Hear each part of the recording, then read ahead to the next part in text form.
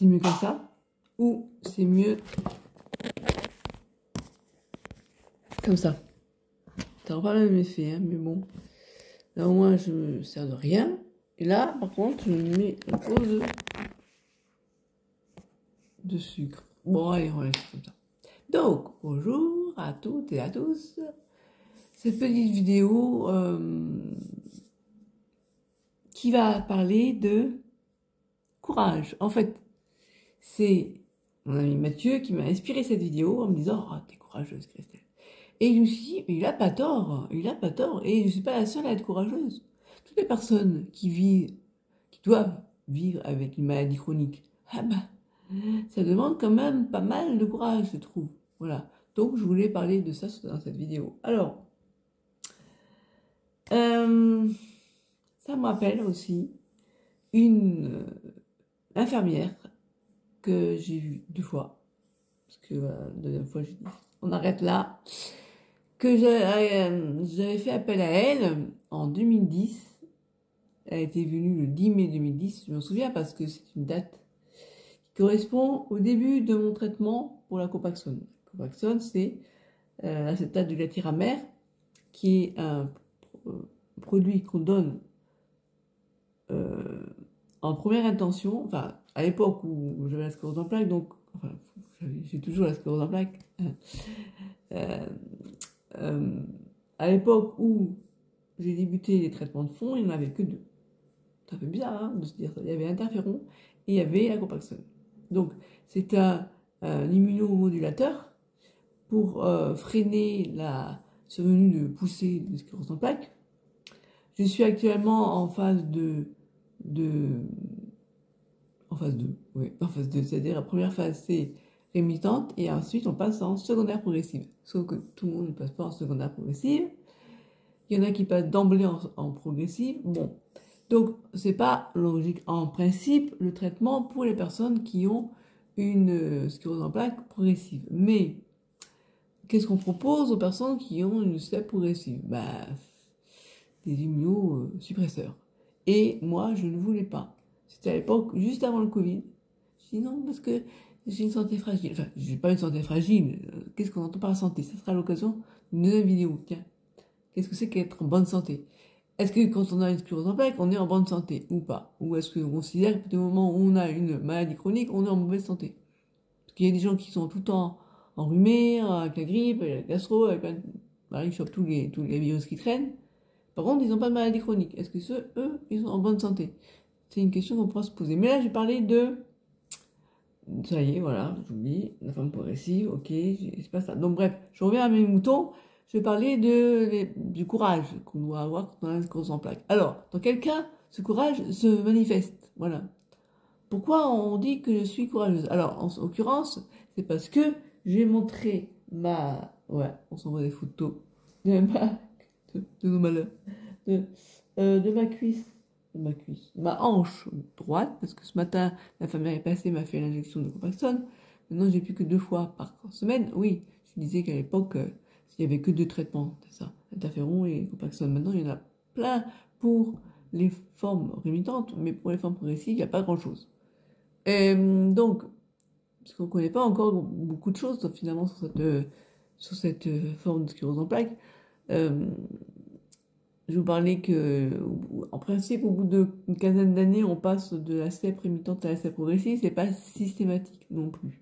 Tout le monde, il y a des gens qui vivent toute leur vie, qui ne connaîtront jamais la forme progressive. Voilà. Alors, moi, j'étais rassurée au début en me disant, ouais, plus de poussées, chouette, parce que les poussées, je supportais pas les boules de cortisone, donc c'est difficile. Mais qui dit plus poussée dit plus de rémission, parce que la poussée, c'est les pics. La maladie, puis ça redescend. Et là, au début, ça monte comme ça redescend au même niveau. Sauf qu'avec le temps, ça fait ça. Chaque palier, on ne récupère pas tout à fait. Quoi. Puis au bout d'un certain temps, on ne récupère plus du tout, et donc ça fait comme ça. Et là, on est sur en phase progressive. Voilà. Mais il y a des gens qui ont encore moins de chance. C'est qu'ils ont d'emblée la progressive sans passer par les poussées. Au début, j'avais du mal à comprendre. Je dis, mais finalement, la progressive, c'est une poussée qui ne s'arrête pas. Ben ouais, c'est un peu ça, on parlait pas de la poussée, Christelle, on parlait de la courage. Alors, le courage, c'est quoi pour moi? Ben, Et ben là, il me disait, t'es courageuse, parce que quand même, ça fait mal, que ça fait des tout rouge, je me montrerai une photo peut-être. Et je dis, ben oui, mais ça fait depuis 14 ans que j'ai l'habitude, à l'époque, je me piquais tous les jours. Ça, c'était être courageuse, parce que j'ai vu arriver la Copaxone en 40 millilitres avec beaucoup de plaisir. Enfin, plaisir, c'est pas le mot non plus. Voilà, alors je pourrais dire à mon neurologue, j'arrête, je ne fais plus rien du tout. Mais je préfère faire les injections pour rien que de ne pas les faire à tort. Voilà. Parce qu'on peut avoir, malgré tout, encore des poussées résiduelles, je ne sais pas comment on peut dire ça. Voilà, et la poussée, quand sur une phase progressive, eh ben, on ne récupère plus du tout. Donc ce qu'on a eu pendant la poussée, on ne récupère pas. Je pense à Nathalie, qui a eu une poussée quand même qui l'a mise à mal. Et bref, donc voilà, pour pas vivre ça, eh ben, je préfère continuer mes injections. Alors, que 2 fois par semaine, ça va. Alors, ça c'est être courageux. Il y a aussi, alors, à quoi je pourrais penser qui me fait dire que je suis courageuse? À part avoir supporté la maladie, on va pas faire autrement de toute façon, alors. Euh, et donc, quelqu'un, oui, après on va voir quelqu'un qui n'aurait pas le courage, voilà, qui aurait cette maladie mais qui n'aurait pas de courage, qu'est-ce qui se passerait? Donc, d'abord, il faut que je me retienne, ok, tu vas parler de ça tout à l'heure. D'abord, là, je parle de qu'est-ce que c'est qu'être courageux. Donc, supporter la maladie tous les jours, c'est de supporter les traitements de fond. Hein, il y a des traitements de fond maintenant qui se font par voie orale, péros comme on dit. C'est pas forcément évident quand tu as des traitements qui te donnent des vomissements ou des maux de ventre ou je ne sais quoi encore, bref. Voilà, je vais prendre un petit peu d'eau. Vous voyez maintenant, je vais passer de la demi-bouteille à la bouteille de litre.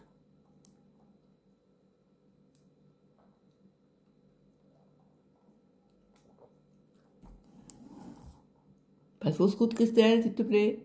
Sois courageuse. Alors, le courage. Le courage, le courage. C'est la grande Sophie, j'aime bien cette chanson. Le courage, le courage. Bon, arrête. Concentre-toi. Oui, alors je me concentre. Donc, bah, le courage, quand je pense au courage, je pense tout de suite à ce qui m'est arrivé à l'hôpital, hein, se retrouver à l'hôpital. Tout ce que j'ai traversé, waouh. Je vais vous dire que là, il a fallu du courage, hein, pour supporter ce que j'ai supporté. Le pire, oh, la grossoscopie, j'allais dire sans anesthésie. Oh. Qu'est-ce qu'il y a eu d'autre comme courage? Oh, il n'y a pas une fois. Bah oui, quand on te fait des perfusions à tout bout de champ, des prises de sang et que tu as le bras tout bleu, tu sais même pas où te piquer, il faut être courageux pour supporter encore une énième prise de sang. Et comment tu fais pour être courageux? Ou alors, quand j'ai fait les 8 implants là, dans la bouche, oh, comment j'ai galéré! Et ben, je sais qu'il y a des gens qui galèrent pour aller chez leur dentiste, juste pour faire un bilan, voir comment ça va. Alors, s'ils avaient supporté ce que j'ai supporté moi, bah voilà, comment je fais pour être courageuse? Bon, déjà, j'ai pas trop le choix. Et puis parce que t'es dans ma nature, je sais pas. Bonne question. Je supporte, moi je supporte. Je serre les dents.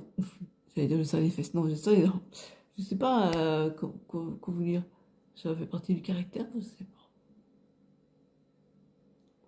Ça me rappelle, oui, cette infirmière qui était venue donc au départ. Hein, mais ça m'avait dit, le neurologue m'a dit, pour les 6 premiers mois, prenez une infirmière qui viendra vous faire des injections, voilà. Et après, j'ai tout de suite appris à me servir de l'auto-injecteur, hein, parce que l'infirmière, oh, elle voulait m'apprendre à faire mes propres injections, mais en les faisant, et moi, avec la main gauche qui est un peu faiblarde, je n'osais pas, j'étais pas assurée de le faire et je voulais pas me faire mal, quoi.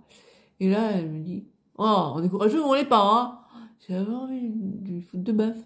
Bref, voilà. Donc, voilà. Maintenant, comment on ferait si on était pas courageux? Voilà. Imaginons la personne, pas du tout courageuse, je sais pas moi, elle est peut-être un peu du style moindre petit bobo, oh là là, on fait pas ta caisse, et il tourne la sclérose en plaques. Qu'est-ce qui se passe déjà? Ah oui, j'ai oublié aussi. La non-diagnostic. Il faut être courageux pour le supporter, la non-diagnostic. Surtout quand il y a des neurologues qui sont pas doués, hein, franchement, hein, des médecins qui sont pas doués pour vous lancer l'annonce. Bref. Comment on fait quand on n'est pas courageux? Je sais pas, parce que je suis pas courageuse, donc. Mais j'imagine que c'est. Moi, je sais pas, moi j'ai le retour de d'infirmières qui disent il y a des gens qui sont dans une situation bien moins dramatique que la vôtre, entre guillemets, hein, et qui supporte pas, quoi. Je sais pas comment on fait quand on n'est pas courageux. J'imagine qu'on refuse les soins ou que ou que ou on s'effondre dans la dépression. Bon, moi, la dépression, je l'ai faite aussi, hein, et c'était avant de savoir que j'avais la sclérose en plaques, alors que je l'avais déjà. Oui, il y a ça aussi, supporter qu'au bout de 26 ans, on vous dit vous avez une sclérose en plaques. Ça fait 26 ans que vous l'avez, sans le savoir.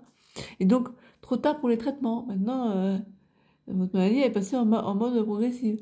Voilà. En fait, je crois que le courage, je l'ai parce que c'est cette résilience, cette capacité de résilience. C'est finalement, c'est toutes les choses qui pourraient me mettre la tête dans l'eau.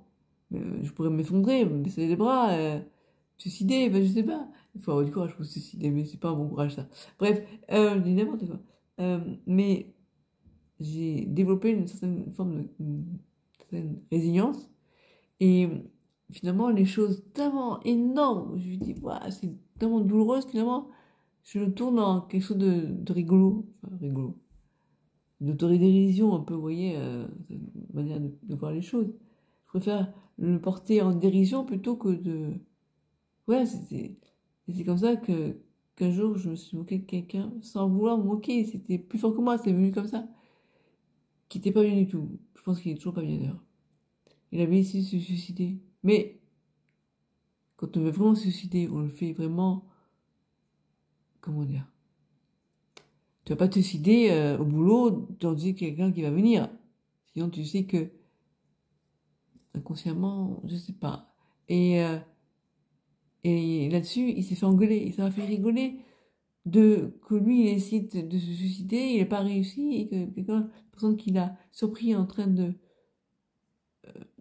l'engueuler pour avoir fait ça. Je dis, le pauvre, quoi. Je dis, ça, je dis, non, mais presque, tu te dis... Enfin, j'ai tourné ça en dérision et j'ai rigolé. J'aurais pas dû rigoler parce que le gars, il est malheureux. S'il se suicide, s'il essaie à se suicider. Ah, j'aurais pu en parler. Bref, et voilà, et arriver à se moquer de tout, bah, ce qui permet de vivre encore malgré la maladie, malgré toutes les merdes que tu peux avoir et tout. Et je vais éternuer.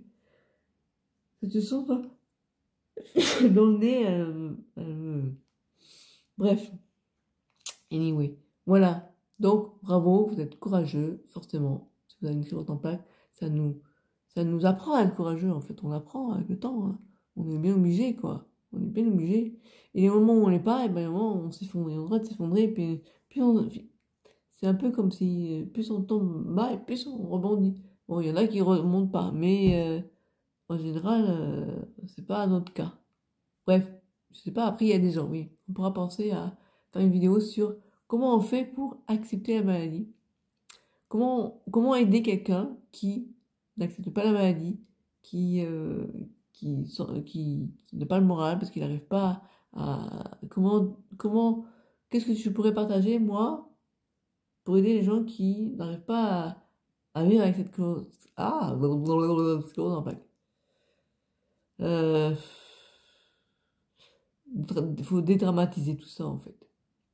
C'est ça, finalement. Honnêtement, l'humour, ça aide. Ouais. Mais quand tu es au fond du trou, l'humour... Voilà. Bah écoutez, ça sera l'occasion d'une autre vidéo, parce que là, je vois qu'il est 14 minutes que je parle. Voilà. Aujourd'hui, je suis seule, ce matin. On a dû passer m'aider, là, mais on reviendra ce soir. Donc, du coup, je me suis dit, tiens, je vais pouvoir enfin profiter de faire une vidéo, parce que le soir, ça passe vite. Je me réveille de ma sieste, je prends un petit goûter, puis après, voilà, j'ai une heure pour faire des choses, du style la lecture, tout ça. Puis au moment où je vais faire une vidéo, bah, j'ai faim. Alors quand j'ai faim, bah, c'est pas terrible de faire une vidéo pendant que je mange. Puis après, il y a l'infirmière qui vient, puis après, il faut préparer le repas, après, il faut manger, puis après, je me branche dans la machine et tout. Là, ce week-end, c'est pas de nourriture par la machine, voilà. Je vous dis pas, j'ai eu un petit peu faim vers 7 h du matin, puis moi j'ai du mal à prendre un petit déjeuner. Et là, je vais plutôt avoir faim là, vers 10 entre 10 et 11 h. Et je note, il faut que je note, parce qu'ils pensent que je mange pas encore assez pour pouvoir être libéré de la nutrition entérale. On verra. Je suis 47, je suis autour des 47 kilos en ce moment. Bon, j'aimerais bien faire 4 kilos de plus pour arriver à 51. Et là, 51, ça fait depuis mes 22 ans que je fais pas ce poids-là, quoi. Donc, je serais contente. 50 kilos, ça fait longtemps que je ne le fais pas. Donc, je suis arrivée à 49, mais pas plus. Donc, bon, voilà. Moi, dans mon idéal, ça aurait été d'arriver à monter jusqu'à 51 minimum grâce à la nutrition. Et une fois que j'ai ce poids-là, j'enlève la nutrition. Et je m'autorise à baisser jusqu'à 47, quoi. Mais bon, je préférais me maintenir à 50, quoi. Donc, il faut que j'apprenne à manger plus. Et alors, on me dit, je suis anorexique. Mais moi, je trouve que c'est plus compliqué que ça, mes problèmes alimentaires. C'est surtout que j'ai mal au ventre quand je mange. Et donc, si j'avais pas eu mal au ventre, j'aurais pas essayé de contrôler ce que je mangeais. Donc voilà, mais donc il faut que je voie peut-être un psy, mais il faut que je voie aussi un médecin et c'est ce qui va se faire. Donc, je suis entre de bonnes mains, je suis plus rassurée. Je me force, hein, je me force. Je me réhabitue à boire de l'eau, de plus en plus, à manger. L'appétit est là. Je me réhabitue mon corps à accepter d'être bien hydraté. Euh, voilà. Donc tout va bien, plutôt dans le bon sens. C'est pas toujours facile, hein, je vous dis pas. Mais je suis courageuse. Et c'est ça, le courage, ça t'aide à tenir bon, en fait. Pour terminer là-dessus. Voilà. Et on parlera dans une autre vidéo de qu'est-ce que c'est qu'être en bonne santé.